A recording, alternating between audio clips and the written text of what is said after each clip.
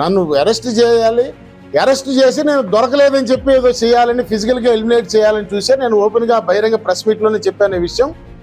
June 1, 2023 రాత్రి 7:50 నాటి DG intelligence PSR Anjaneyulu అనే ఐపీఎస్ అధికారి నాకు వీడియో కాల్ ఫోన్ చేసి నా రూమ్లో నేను ఒక్కడే ఉన్నానా లేదా వాళ్ళ కానిస్టేబుల్ పంపించి చెక్ చేసిన తర్వాత రేపు ఉదయం ఫైనల్ వార్నింగ్, రేపు ఉదయం, అంతకుముందు 2 సార్లు నన్ను పిలిపించి బెదిరించారు, నేను లక్ష్య పెట్టలా.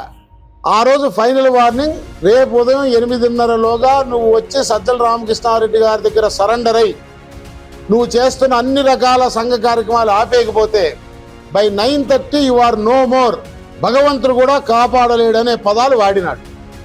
నేను వారిని అడిగాను, అయ్యా మీరు నో మోర్, భగవంతుడు కూడా కాపాడలేడనే పదాలు వాడుతున్నారు, what you mean by that? అంటే ఫిజికల్గా ఎలిమినేట్ చేస్తారా?